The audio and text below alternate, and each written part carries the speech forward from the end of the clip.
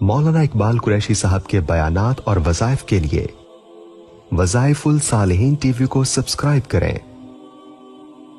اعوذ باللہ من الشیطان الرجیم، بسم اللہ الرحمن الرحیم۔ بدشگونی جو ہمارے معاشرے کا ایک بہت بڑا المیہ ہے اور حصہ بھی ہے، مرد اور خواتین چاہے وہ پاکستان کے ہوں، دنیا کے کسی بھی ملک کے ہوں، عربی ہوں، اردو ہوں، انگلش ہوں، کسی بھی زبان سے تعلق رکھتے ہوں، اکثر بدشگونی کا شکار ہو جاتے ہیں۔ ہمارے ہاں ایک خود بخود جو ہے عقیدہ پیدا ہوتا ہے کہ یہ چیز میرے لیے منحوس ہے، یہ چیز میرے لیے فائدہ مند ہے۔ یاد رکھیے، شگون لینا کسی چیز سے کہ یہ میرے لیے بہتر ہے، یہ میرے لیے غلط ہے، اس کی اسلام میں کوئی حیثیت نہیں ہے۔ شگن عربی زبان کا لفظ نہیں ہے، یہ سنسکرت کا لفظ ہے اور اسی سے بدشگون نکلا ہے۔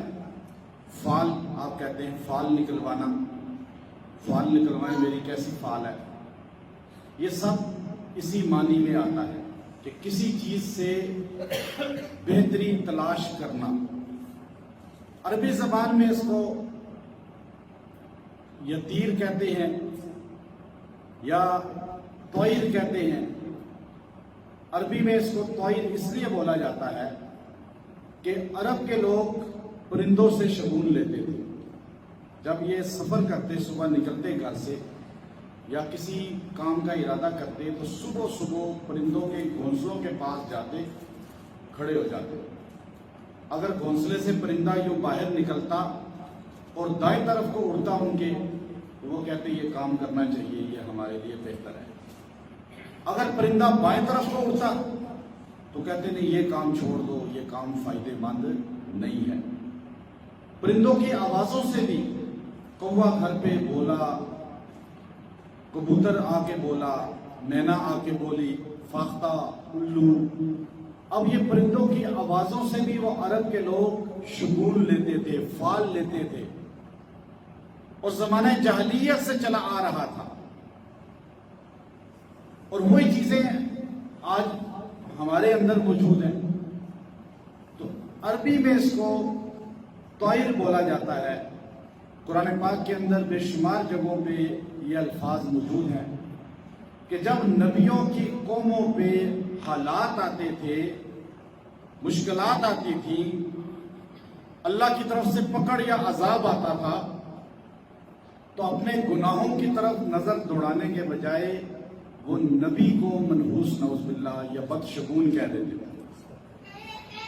یطیر بموسیٰ ومن معہ، جب بنی اسرائیل پہ عذاب آئے، قحط کا، طوفان کا، مختلف عذاب آئے، تو قوم نے اللہ سے رجوع کرنے کے بجائے کہا یطیر بموسیٰ ومن معہ۔ اب دیکھیں، یطیر، اللہ نے اس کا بیان کر دیا بدشگونی کا قرآن میں، کہ وہ قوم کہنے لگی یہ بدشگونی ہے موسیٰ پیغمبر کی اور ان کے ساتھیوں۔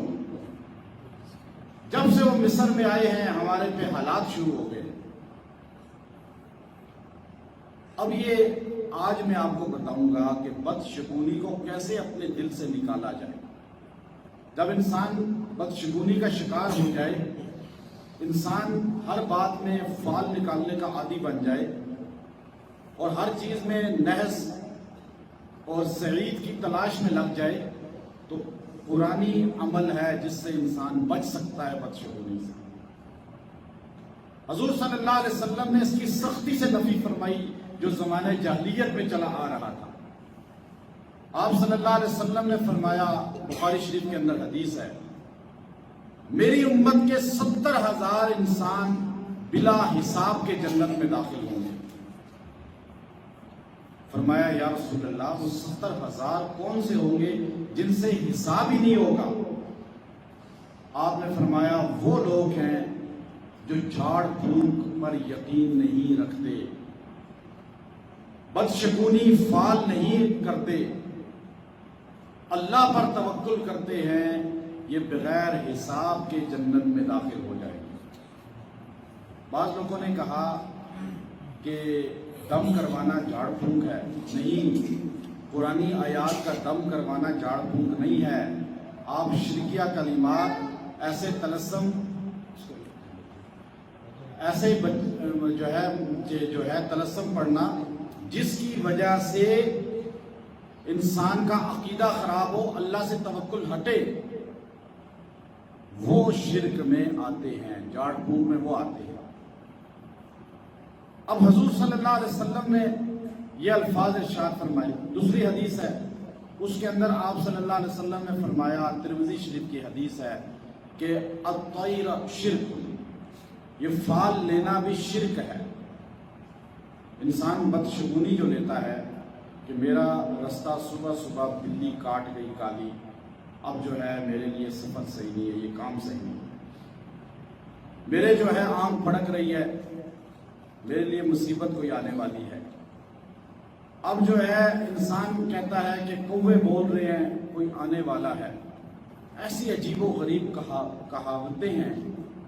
مہینہ سفر کا نحس ہے، بدھ کا دن قوم عاد کہتی تھی نحس ہے کیونکہ ان پہ عذاب آیا بدھ کے دن، تو بنی اسرائیل والے بھی کہتے تھے بدھ کا دن نحس ہے، اس دن میں کوئی کام نہ کرو۔ یہ سب چیزیں، نہ کوئی مہینہ نحس ہے، نہ کوئی دن نحس ہے، نہ کوئی گھڑی نحس ہے، بلکہ اللہ کے رسول نے فرمایا ان کو نحس سمجھنا، بدشگونی لینا شرک ہے۔ ایک آدمی نے عرض کی یا رسول اللہ، امام ترمذی یہ حدیث لائے ہیں، اس نے کہا یا رسول اللہ، اگر کوئی آدمی بدشگونی لے لے، بدشگونی اختیار کر لے، اس کا عقیدہ بن گیا ہو، اب اسے پتہ چلا وہ توبہ کرے، اب کہے میرے گناہ معاف ہو جائے، میں شرک میں پڑ گیا تھا، میں نے یہ الٹی سیدھی کہاوتیں اور یہ قصے سن کے شگون لینا، کبوتر سے، یہ طوطوں سے فال نکلواتے ہیں، طوطے کو کیا فال کا پتہ، غیب کی خبر کسی کے پاس جا کے پوچھتے ہیں، وہ میرا بتائیں جی میرا مستقبل کیسا ہوگا۔ جو ان کارناموں میں شگون میں پڑ گیا، اب وہ چاہتا ہے کہ میری توبہ ہو جائے، اللہ مجھے معاف کر دے۔ امام ترمذی حدیث لائے، دو عالم سرکار دو عالم صلی اللہ علیہ وسلم کے صحابی نے پوچھا یا رسول اللہ، مجھے کوئی عمل بتائیں کہ میرے اندر سے وہ خباثت نکل جائے، میری توبہ قبول ہو جائے جو میں نے بدشگونی لی۔ رسول اللہ صلی اللہ علیہ وسلم نے فرمایا یہ الفاظ کہا کرو، الا انما طائرهم، اب دیکھیے یہ الفاظ کہ ان الطیر، بے شک جو بدشگونی ہے وہ اللہ کی طرف سے ہے، لا خیر الا خیرک ولا طیر الا طیرک ولا الہ غیرک، یہ الفاظ تم ادا کرو، لا طیر الا طیرک، آپ یہ پڑھیں، لا طیر الا طیرک ولا خیر الا خیرک ولا الہ غیرک، یہ الفاظ حضور نے سکھائے اپنے صحابی کو کہ تم یہ الفاظ کہو گے تمہارے اندر سے وہ شرک بدشگونی نکل جائے گی، کفارہ ہو جائے گی اس گناہ کا، کہ تم کو لا طیر الا طیرک، کوئی بدشگونی نہیں ہے، جو اللہ بیچتا ہے وہی ہوتا ہے، ولا خیر الا خیرک، خیر کہیں سے نہیں ملتی مگر جو اللہ دیتا ہے، ولا الہ غیرک، اللہ کے علاوہ کوئی الہ ہی نہیں ہے، حاجت روا ہی نہیں ہے، مشکل کشا ہی نہیں ہے۔ یہ تو بری آپ جو لیتے ہیں شگون، بدشگونی جسے فال کہتے ہیں، کیا اچھا شگون لینا چاہیے؟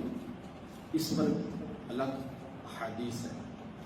آپ لوگوں کو اچھے ناموں سے، ان کا نام دیکھ کر، ان کی گفتار کردار دیکھ کر آپ کے ہاں اس بندے کی بول سے پتہ چلتا ہے کہ بندہ اچھا ہے، میرے لیے بہترین ثابت ہوگا، اس کا نام بہت اچھا ہے، یہ میرے لیے بہترین ثابت ہوگا۔ یہ نبی علیہ السلام کی ادا سنت ہے۔ آپ کسی بندے کے پاس جاتے ہیں، اس کا نام ہی صحیح نہیں ہے، اب دیکھیے نا، جس کا نام صحیح نہیں ہوگا اس کی تاثیر بھی غلط ہوگی۔ حضور صلی اللہ علیہ وسلم کے سامنے مختلف ناموں کے لوگ آتے تھے، آپ نام چینج کر دیتے تھے۔ ایک عورت آئی، کہنے لگی میرا نام برہ ہے، آپ نے فرمایا تو چینج کر، تیرا نام زینب ہے۔ ایک آئی برہ ہے، آپ نے کہا جویریہ ہے تیرا نام، ایک بندہ آیا, اس نے کہا میرا نام اسلم ہے. آپ نے کہا چینج کر اس نام کو, تیرا نام زرعہ ہے. ایک آدمی ہے, میرا نام شہاب ہے. آپ نے کہا چینج کرو اس نام کو. ایک نے کہا خباب ہے, کہا چینج کرو اس نام کو. آپ صلی اللہ علیہ وسلم ان ناموں کو چینج کروا دیتے تھے جن میں تاثیر نام کی یا اس کے معنی غلط ہوتے تھے. علی نے اپنے بیٹے کا نام, پہلا بیٹا حسن کا نام آپ نے رکھا حرب, دوسرے بیٹے حسین پیدا ہوا, آپ نے نام حرب رکھا. رسول اللہ نے کہا علی کیا نام رکھا؟ کہا جنگجو. آپ نے کہا نہیں یہ تو حسن ہے. دوسرے کا وقت فرمایا یہ حسین ہے. حضور نے دونوں کے نام چینج کیے. حضور صلی اللہ علیہ وسلم غزوہ حدیبیہ میں جب آپ معاہدہ لکھ رہے تھے تو معاہدہ کافروں کی طرف سے لکھنے کے لیے سہیل بن عمر تشریف لایا. تو آپ نے پوچھا تیرا نام کیا ہے؟ اس نے کہا سہیل. آپ نے کہا تو ہمارے لیے سہل ثابت ہوگا, آسان ثابت ہوگا. نام کی وجہ سے مجھے اندازہ ہو گیا. تو اللہ نے اس کی کتنی بڑی فتح عطا فرمائی حدیبیہ میں. آپ صلی اللہ علیہ وسلم جب مکہ سے ہجرت کر کے گئے تو آپ علیہ الصلوۃ والسلام کے پیچھے مکہ کے کافروں نے اعلان کیا جو حضور کو پکڑے گا اسے 100 اونٹ ملیں گے. تو مختلف لوگ بھاگے آپ کو گرفتار کرنے کے لیے, مختلف ادھر ادھر نکل گئے اپنے اسلحے لے کر, دوست یار لے کر. تو ایک بریدہ نام کا نوجوان تھا, وہ 70 شاہ سوار لے کر گھوڑے اور اسلحے کے ساتھ لیس آپ کو گرفتار کے لیے بھاگا. تلاش کرتے کرتے آپ کو مدینہ کے رستے میں اس نے پا لیا. جب آپ کے پاس پہنچا تو آپ نے پوچھا تیرا نام کیا ہے؟ اس نے کہا بریدہ. آپ نے کہا تیرے نام کا معنی ہے ٹھنڈا, یعنی تو ہمارے لیے ٹھنڈا ہی ثابت ہوگا. کہا تیرے خاندان کون سا ہے تیرا؟ کہا میرا خاندان بنو اسلم ہے. کہا تجھ سے ہمیں سلامتی ملے گی. کہا اس میں خاندان کا پیچھے قبیلہ کون سا ہے؟